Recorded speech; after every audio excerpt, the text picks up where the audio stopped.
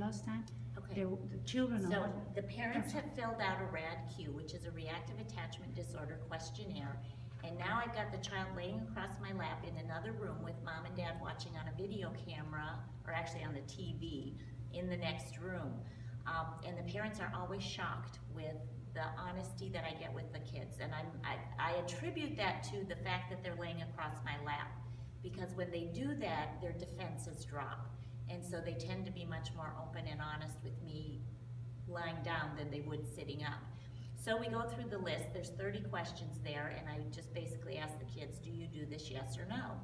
And they will go through and tell me yes or no, and most of them will have at least half of them. Some will have as many as 25. Well, very few get all of them.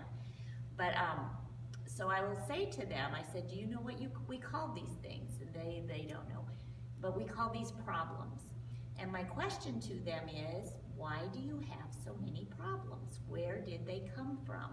And the kids basically think it's because they're bad. And they will give me some version of, I'm bad, and that's why I have so many problems.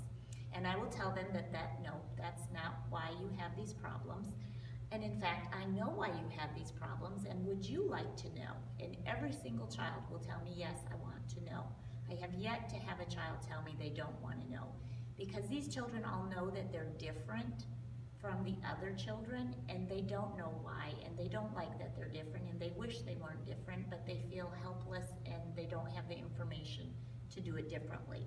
So we go through the cycle of attachment, and I do this with them on my lap, and I'll have a little notepad, but I'm going to put it on a whiteboard so you can see it. And we're going to talk about babies. We talk about little itty bitty babies and when they're first born and their whole first year of life.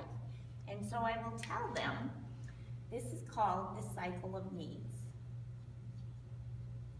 And I will tell the child, I will say, did you know that every single baby in the whole wide world, no matter where they were born, because I get children from all over the world, no matter where they're born, every single baby has the same needs.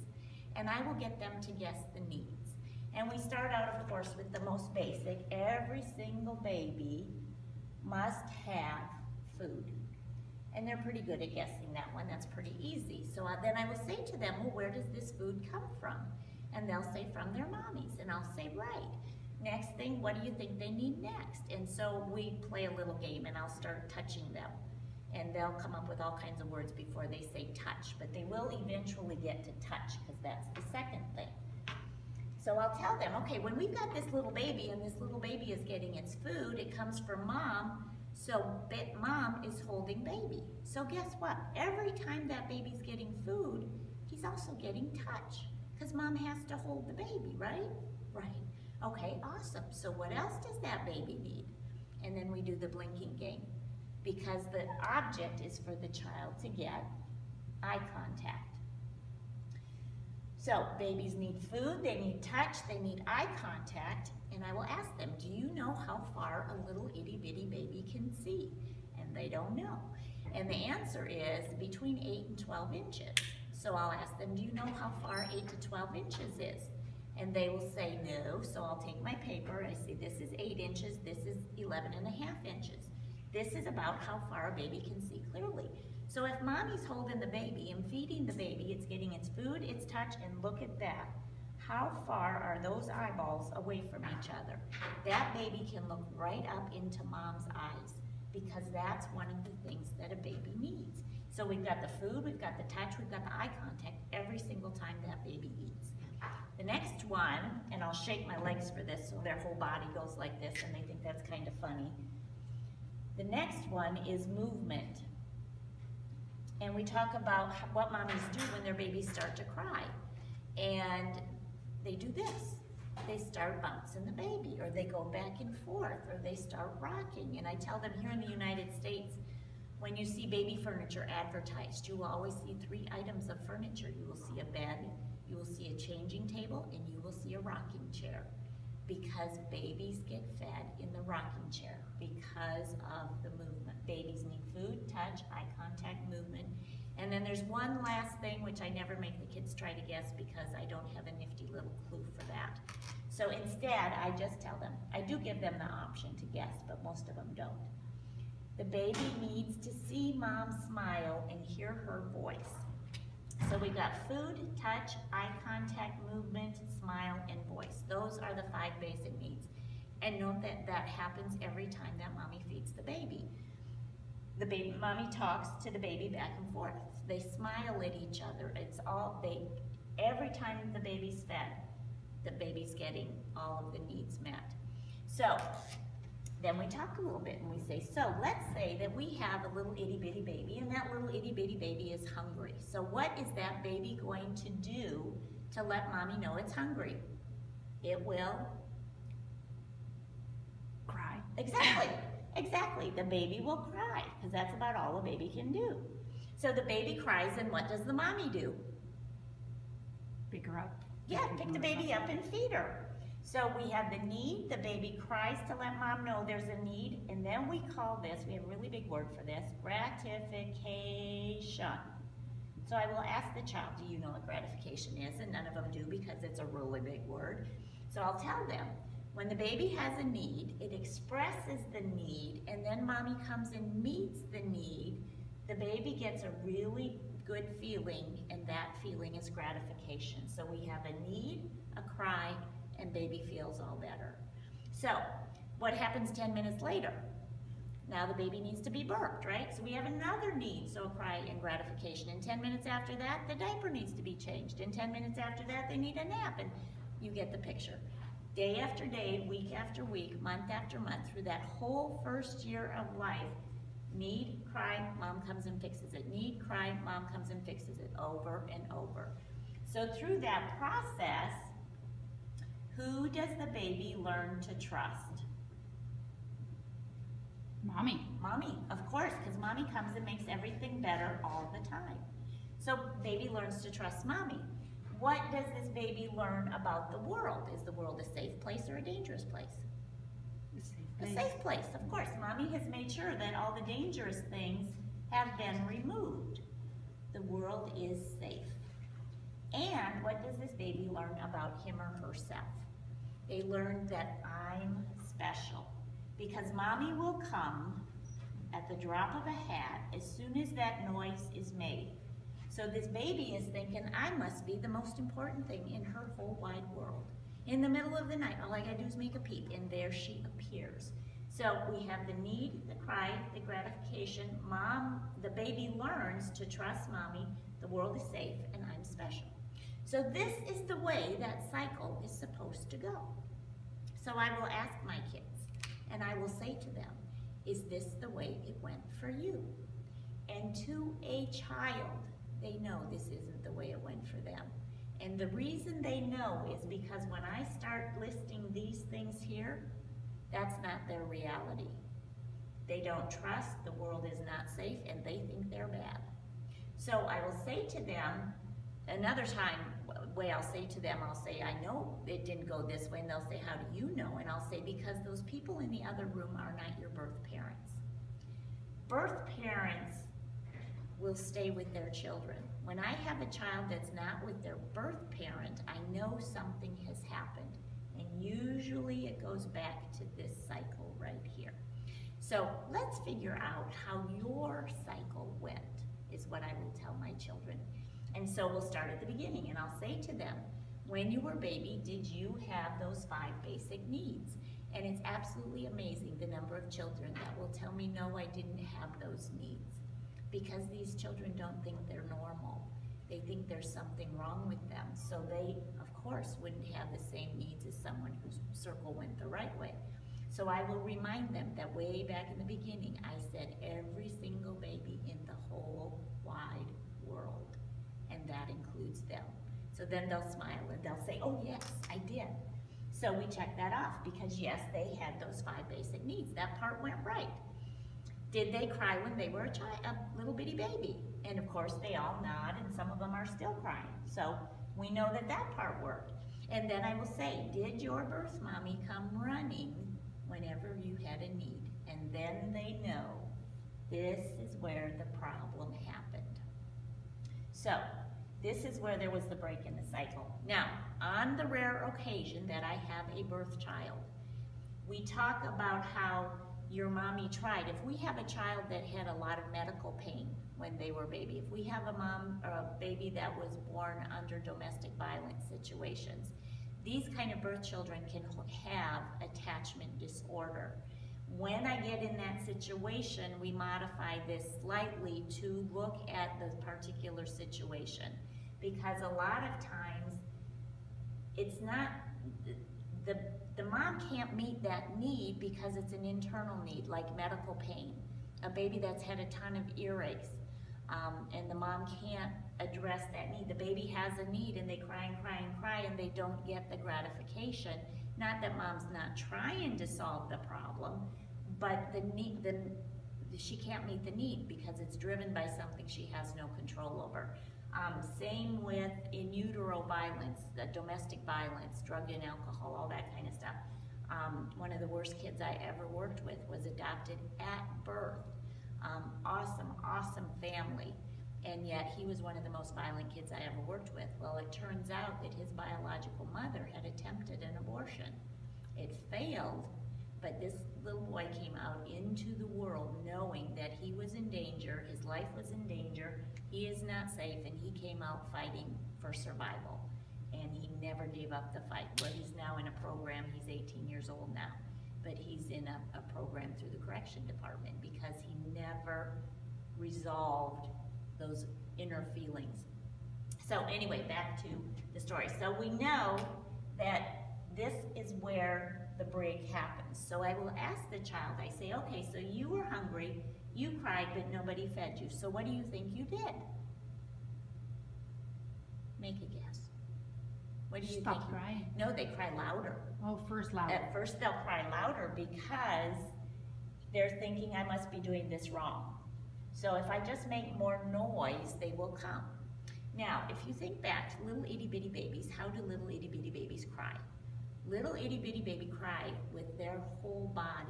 Their arms go, their legs will go, and they will scream and they turn that funny purple color. So how long can a little bitty baby do that? 15 minutes? 15 to 20 minutes is what the research says. And then what happens? It shuts down. The system shuts They down. fall asleep. Yeah. Right. So that sleep becomes the baby's sense of gratification because when they're asleep, they're not hungry anymore. When they're asleep, they're not scared. They're not too cold. That diaper rash isn't burning their bottom anymore. The sleep becomes their sense of gratification. So who do they learn to trust? Who fixed their problem? Themselves. They did, exactly. So they learn to trust themselves. Okay, so the baby's asleep and it's feeling all better. It's solved its problem in its own mind. And then it wakes up and they're hungry again. And the cycle starts over. So this child, children I work with, their circle goes around this way as opposed to going around this way the way it was meant to be.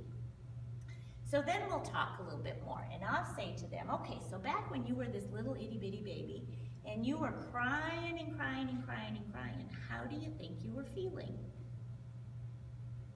Alone. Mad, sad, happy, scared. Those are the four we work with. Scared? Scared. Scared because, why do you think they're scared? Because they're alone? I don't want to die. I don't want to die. It is my personal belief that even little itty bitty babies know that if they don't get food, they will die. I don't want to die. This is a scary world. I'm scared. Bad things can happen to me here. What else do you think they're feeling? Angry too? Mad. Oh, Angry. mad. Very angry. I didn't ask to be brought into this world. The very least you can do is bring me some food. Wouldn't you think? Yeah. So we got mad, we got scared, one more. You have 5 emotions. Mad, sad, happy, scared. Mad, sad. Sad. Sad because I'm all alone. Why doesn't anybody love me? Why aren't they taking care of me? What's wrong with me? So we have these little babies that are filled with mad, sad, and scared. And I'll ask the kids, I'll say to them, so if you had all this mad, sad, and scared when you were a little kid, what happened to it? And they'll go, it got big. And I'll tell them, my personal belief again is that as their bodies got bigger, their mad, sad, and scared got bigger right along with it. So then we will go back up here and we will talk about little itty bitty baby hearts. Okay, little itty bitty babies are born with little itty bitty baby hearts. And when the circle goes around the right way, we have our little itty bitty baby heart, and mom and dad start pouring love into this little heart, and it kind of opens up like a flower. And by about 7 months old, that baby can give love back to mom and dad. So love goes in and love comes out, and in and out and in and out, when the circle goes the right way.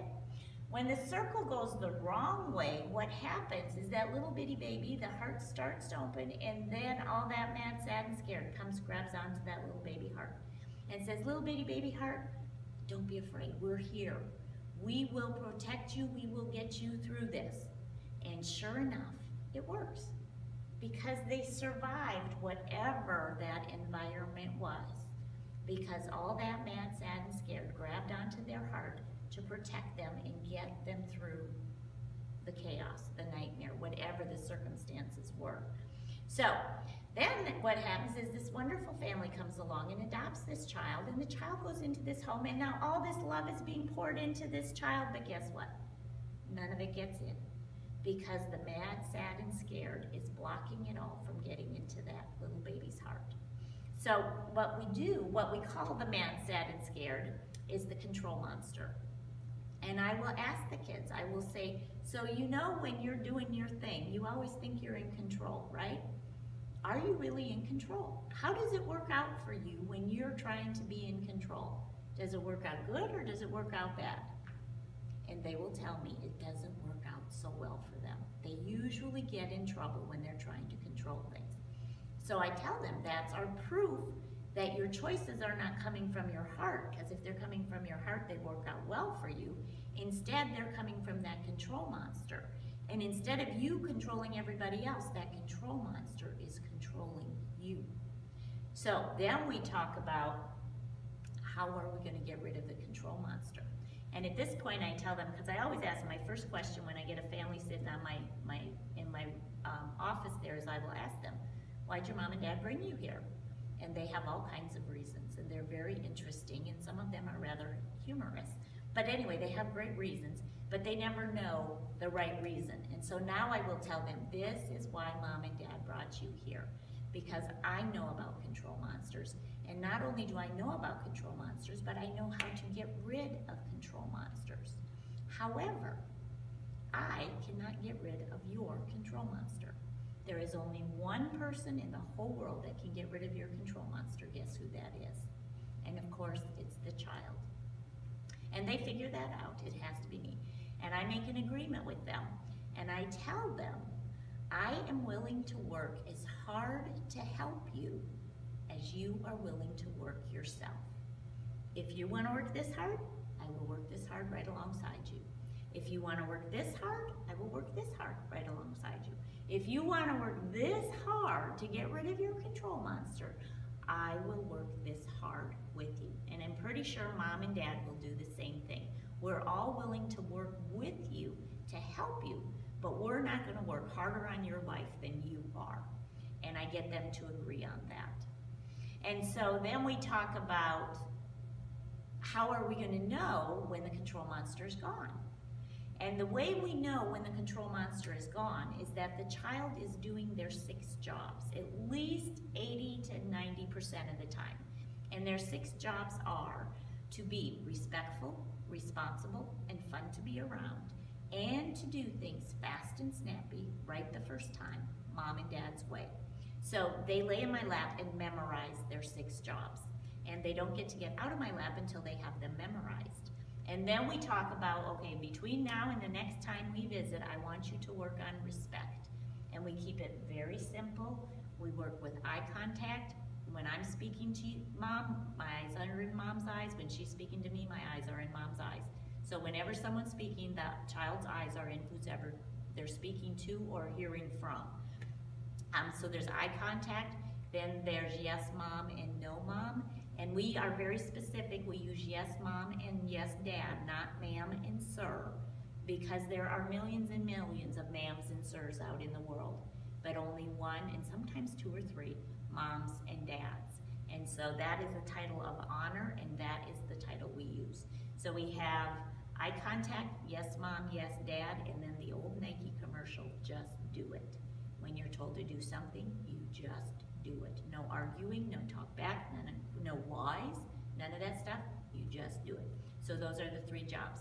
Now, I need to fill in the rest of this because I didn't match this up.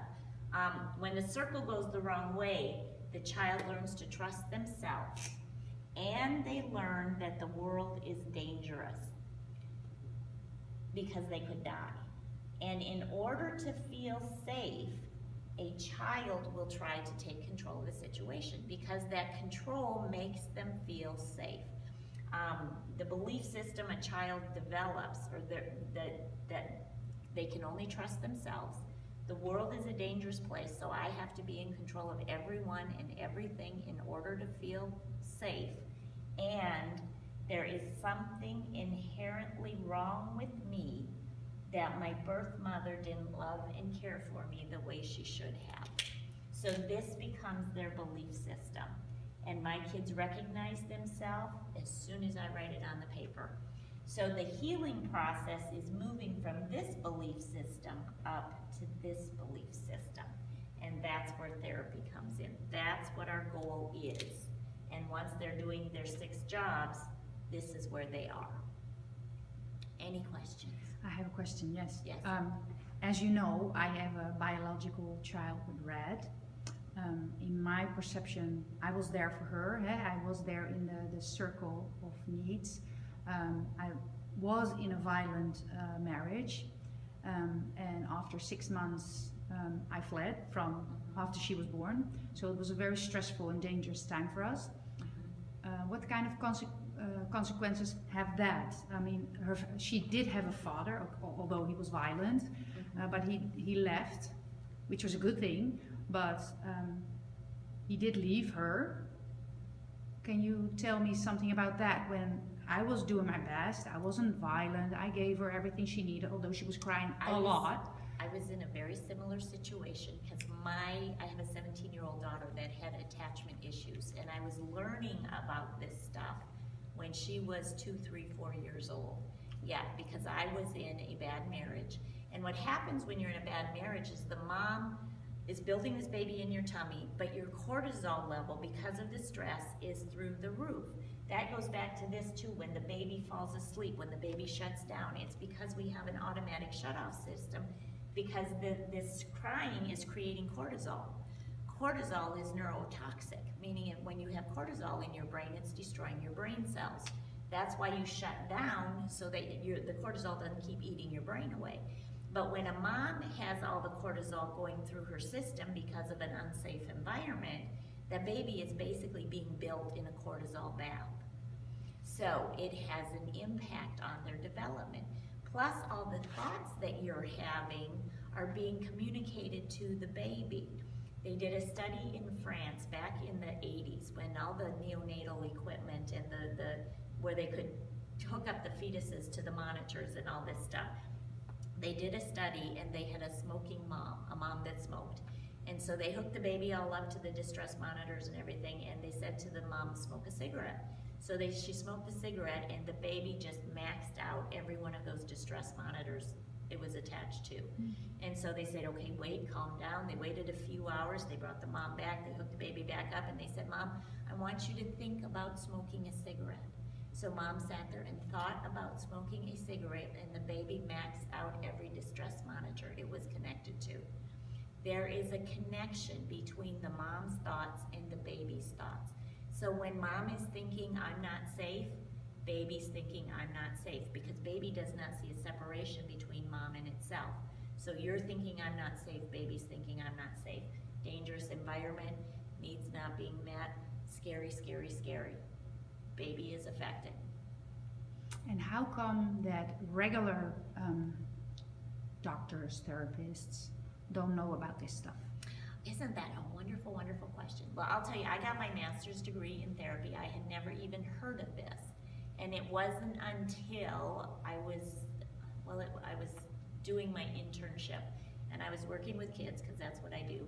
And we got a call at the place where I worked, and there was a family that had adopted a sibling group of 3, and the case manager's calling and saying, if you can't get someone to this family right now, they're gonna dissolve the adoption, and their child's gonna be back in the system, and we have to do something. So this was when I was going through my divorce, and I had no money, and the child support hadn't started yet, and I needed the money, so I'm like, I'm on it, I will do it, 3 assessments, you betcha, because that was money. And it was in November, I remember it like it was yesterday. Well, what had happened was this 9-year-old girl had gone after her mom with a butcher knife and left over 400 stab marks between the bedroom and bathroom where she attacked her. Now, fortunately, mom was much more nimble than the child, so she was able to keep herself safe. It took 2 police officers, a can of mace, and sofa cushions to subdue this 9-year-old, cute as a button, little girl. Now, I will say, on top of attachment issues, she was also psychotic. So this poor little girl had had an awful, awful, awful life, and prior to her adoption, and she was living out her experiences. But this mom was my introduction to reactive attachment disorder. And she basically told me all about it, what she knew, and she educated me. So I did the assessment on the daughter, so I was there with mom for 3 hours, and then I went back later to do the 2 boys, so that was another 3 hours. And she basically told me that her goal was to get her child out to Colorado to do an intensive. And I was thinking, she asked me, Teresa, would you be willing to go? Because they had to take a hometown therapist with them. And my thought was, I really want to go skiing, because I love to ski, and I haven't been in years, and Colorado is the place to go. So I said, yeah, sure, I'd love to go. But as it turned out, and I was not going to work with the little girl, because the little girl was just a little bit more severe than I wanted to deal with, but I was going to work with the 2 little brothers, because I could handle them. And so I never got back into the home after the assessments, because the therapist that was going to work with the girl went in, she got violent, and the case was closed because it was too dangerous. That's what happens to parents with these kids. The community doesn't know, doesn't set up the support, and therefore, because it's too dangerous. So where does that leave our families? So we ended up closing the case. I didn't hear another word from the parents for a year. And then I came home from work one day, and there's a message on my phone, and it says, Teresa, would you like to go to Colorado with us? We got the funding from DCF to take our daughter. Would you like to go? We're leaving Saturday. I said, sure, because it was February, and there's snow in the mountains. So that is how I got started in attachment work. And then, once I realized this was what I was supposed to be doing, I had to find someone to train me. And I went through a year-long training, 3 days, a 3-day weekend every month for a year. And that's how I learned about it. But the general public out there, even a lot of the practitioners, are not aware of it, because they read what is in the DSM, and that's not very helpful, and then they don't pursue it any farther than that. So there's a lot of therapists out there that will tell you that they're attachment therapists, but they don't know what they don't know, and they end up doing more damage than good.